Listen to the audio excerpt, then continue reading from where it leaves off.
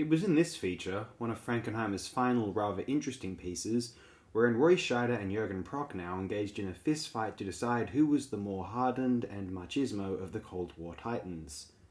Rocky IV is a pathetic barroom scuffle by comparison. These screenshots spoil a bit, some are pedantic about that, so do head away if you're among them. I think what is so exciting about the vision in the Fourth War is how the geopolitical saga of the later 20th century is reduced or revealed as archetypal egos battling for a testosterone-fueled supremacy.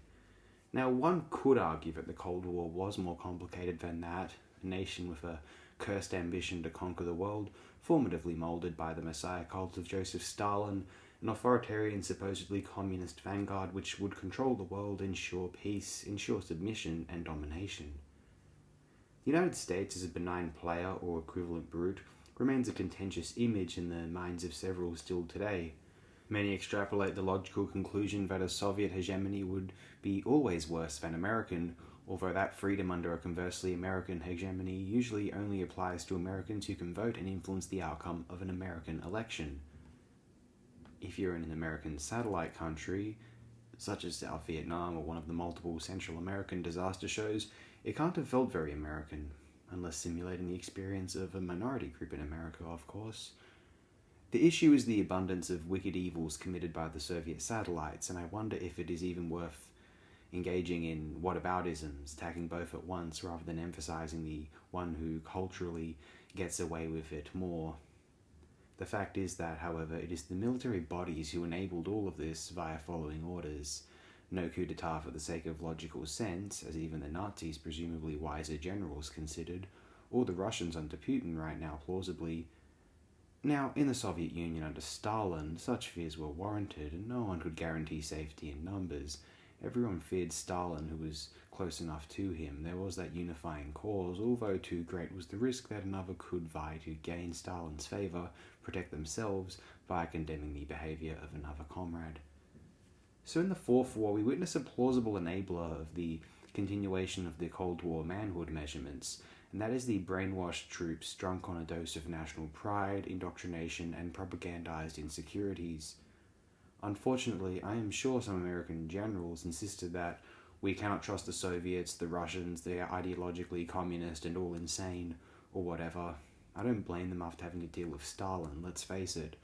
I wonder if Soviet generals were similarly dogmatic and or jingoistic, or if a successive generation of military deciders would dismiss the atomic struggle as the immaturity and apocalyptic recklessness of a previous, more violent epoch, and coordinate a dismantling of them all for our species' safety.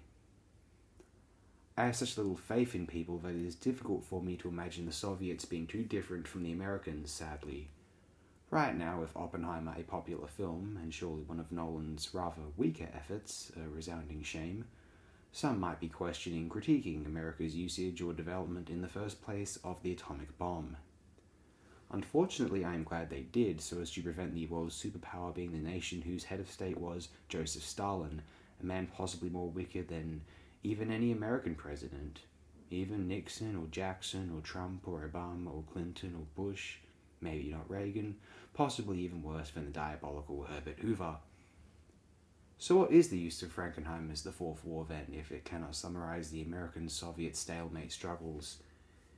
It is in displaying the manicured hatred of two soldiers of these behemoth superpowers as an action film without purpose other than the gratification of its players' egos, wherein we witness not a condemnation of politicians and policymakers, but upon those who were too excited to carry a gun and shoot the professed baddies.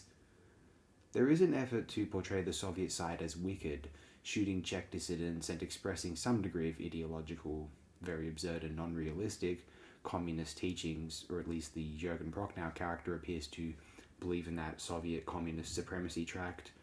Although one couldn't blame or not understand that character's origin story no more than they aren't surprised by the equivalent American world policeman silliness, a collective pathos which only faded after a certain sum of body bags had returned home to American soil.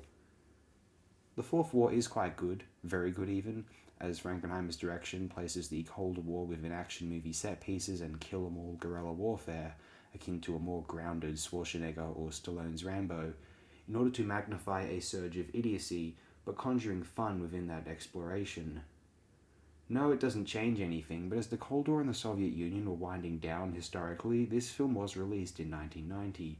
One imagines Frankenheimer and the Fourth War encouraging a great big sigh as exasperated couch potato relief. Americans won that war, and the Soviets, the Russians, seemed to want to just quite like lazing down on the couch and viewing television like a good hungry potato person, just like all of us. Frankenheimer had a knack for knowing what the people wanted, and while sometimes, many times, especially after the 1960s certainly, it was not a marketing victory, his attempts are wholly clear and admirable in retrospect as an attempt to ensnare past presents, preserving their heirs for a certain posterity. From the sensationalist populist disaster film exuberance of 1977's Black Sunday, or the pulp novel bestseller excitement bursting through the Ludlum text-to-cinematography affair Holcroft Covenant from 1985, and even the plea to the ambitious, restless American soul, or just the scared, fragile, depressed, anxious human soul entirely, as the ultimate in 1969, what does it mean to appreciate and express gratitude for being firstborn and still alive, within the Gypsy Moths.